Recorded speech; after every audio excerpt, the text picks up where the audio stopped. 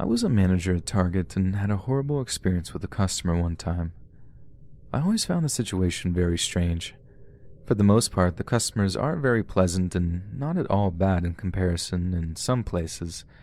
I have worked with the public my entire adult life, and people can be absolutely horrible sometimes, but they are a little bit better at Target. In the few years I've worked there, I never once had to call security or physically escort someone off the premises. I only once ever had to call the police on someone, and I would actually make the case that he was only a target to creep on girls, so I'm not even sure that that really counts. But anyways, I digress. My story with that guy was actually really interesting, and I feel a weird combination of anger and sympathy for this one kid. He must have been about 19 or 20 years old, really tall, one of the weirdest looking kids I've ever seen, and I don't mean that in a judgmental way or anything. He was just really strange looking. It probably made life for him really difficult, so I can at least understand where he was coming from when he did what he did.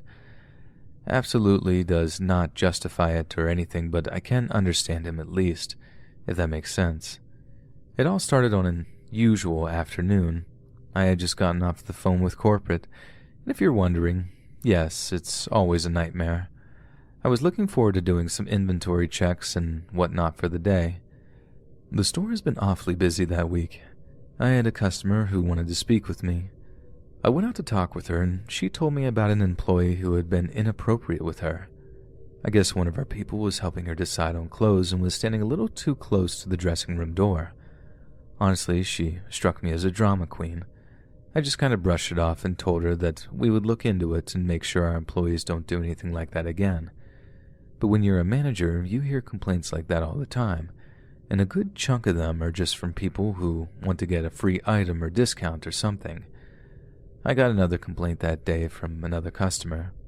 This one made me a little bit more intrigued. It was from someone who looked like she came from a wealthy home. Probably not looking for a handout here. She said that one of the employees had felt her while she was looking at clothes. Now, that set off some alarm bells, because that meant that one of my workers was physically creeping on customers on the job. I told her I would look into it, and I called the meeting before everyone went home. I explained the situation and said that whoever was responsible could come to my office and have a chat with me. I would go easy with them if they admitted to it without forcing me to look into it. My personal philosophy is that people know when they do wrong, and they just want an opportunity to right their wrongs, so I try to give it to them. But everyone went home. No one admitted anything. And that was when it was on. We couldn't look at the security camera footage in the area because all of this had been going down near the dressing rooms. The closest security camera we have is on the outside rack of the clothes, but it doesn't give us very much indication of what's going on near the dressing rooms. I asked one of my favorite employees to keep an eye on that area over there. He told me he would. 2 days went by and he didn't see anything. I didn't get any more complaints either. Very strange. Of course, it wasn't long before we had another complaint. I asked the woman what this employee looked like. She forgot the name on the tag, but told me that it was a tall, skinny guy with weird-looking glasses. And right off the bat, I knew it wasn't anyone on my team. We didn't have a skinny guy with glasses. And immediately, I knew that we were dealing with someone that was pretending to be an employee. I gave a heads up to my team and had everyone on the lookout. I remember getting a text message from one of my female team members. She told me that she spotted someone that looked like that over by the clothing section. I immediately went over to look around, but before I did, I made sure to put on my jacket around my uniform. That way it wouldn't be obvious that I was the manager looking to bust this guy. I spotted him. This kid stuck out like a sore thumb. At first, I was worried that I would be dealing with some middle-aged creep. I felt kind of bad when I realized that this was some high school or college kid being a weirdo. He was wearing what looked like a Target uniform. If you looked closely enough, you could tell it was fake, but I guess the average customer doesn't really know the difference. I walked over to him and asked to see him in my office. The look of terror on his face washed over him in that moment was unforgettable. He wasn't trying to run or anything, and I brought him in and sat him down. From what I could tell, he was an otherwise good kid. He was going to the local community college, had good grades, went to church, the whole 9 yards. I asked him why he was doing this, and he said it was because no girls in his college would date him. I tried explaining to him that being a creep to strangers by impersonating a Target employee is not the answer. I told him that I could call the police and have him arrested for what he was doing. I told him I wouldn't, though. I know having something like that on your record can really mess your life up, and I wanted to give him the benefit of the doubt. After all, he hadn't done anything horribly bad in the store. He seemed like he got the memo. Well, he didn't, though. Must have been 2 or 3 months later that I got another report about something like that. Apparently this woman was looking for a new sweater and a Target employee kissed her on the cheek. My mind jumped to the only thing I could think of, and I called the police. I was willing to give him the benefit of the doubt, but he had dug his own hole here. He was in the same area doing the same thing as before.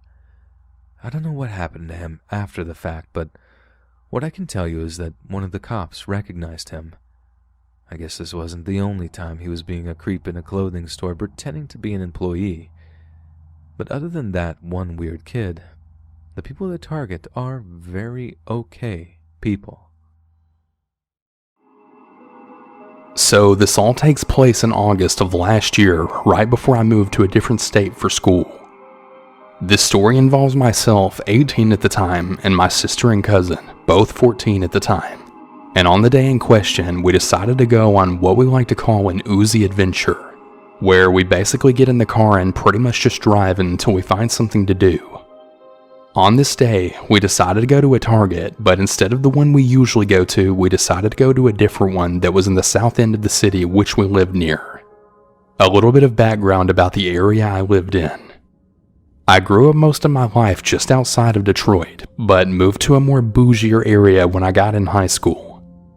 The part of this area I lived in was in more of a suburban downtown side, but on the south end. It was pretty well known that all of the weird and dangerous people lived down there. Some examples. A few months before this incident, a black boy was shot walking to school by some retired firefighter just for asking for directions.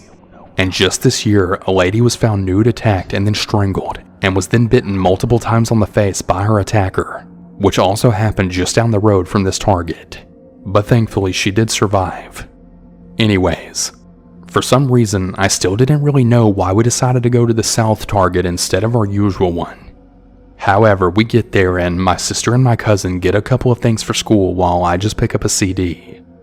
We check out and we go out to the car and we see a green Chevy Trailblazer that's now parked right next to my car. I didn't really notice anything unusual besides the fact that the driver's seat was then reclined all the way back, and the window was slightly open, and it looked like someone was sleeping in the car. My sister gets into the passenger seat and my cousin right behind her, and literally the second she got in the car, she said, drive the hell out of here right now." I didn't really think too much of it though, because she didn't really sound panicked or anything, at least not to me. So I do as she said and I start to drive, and once we pulled onto the main road, that's when she told me that she saw some old man lying in the driver's seat jerking off to people walking past, more specifically children and their moms. My cousin then says she saw him too, and we of course freaked the hell out and tried to decide what we should do. We ended up pulling over in a Staples parking lot and sitting there, trying to just decide if we should call the cops or not. My sister is crying at this point and having an anxiety attack because she thought that she'd get in trouble with our parents for calling the cops. I eventually convinced my cousin to call 911 for us and put in a report, because my sister was still crying about not wanting to call the cops, and I really suck at phone calls, so it was really just best if my cousin did it. Maybe about a half an hour later or something right after the incident, we get a call from the police pretty much telling us that they found him in the car with his pants off and his tic tac out, and that since he was a repeat offender and did this apparently extremely often, we needed to come to the station to file an official report. We tried to convince them to allow us to make it at the Target parking lot since they were there still, but they wouldn't allow it. I also want to add that during all of this, our parents had no idea what was going on, and I'm not really sure we wanted them to know. Specifically my aunt because, well, she's pretty well known to blow stuff extremely out of proportion, and she would probably never let my cousin out of the house again. But now that we're going to be at the station, we really had no other choice but to tell them. So we tell our parents, and my mom, dad, brother, aunt, and uncle and cousin all meet us up at the station. I remember too that there was maybe about 1 or 2 POs on duty that night, and we had to wait a couple of hours while they called the detective at his house. So he literally ended up interviewing us right in his pajamas in the fax room. Months later, I was going to school in another state when we all got subpoenas to come to court. We ended up having to go to court 2 separate times, and I actually had to fly home for about a month or 2 the second time, because he apparently appealed or something before eventually pleading guilty the second time around, and now he's out on parole after pretty much serving no time in jail. To end this story, we don't go to that Target anymore ever.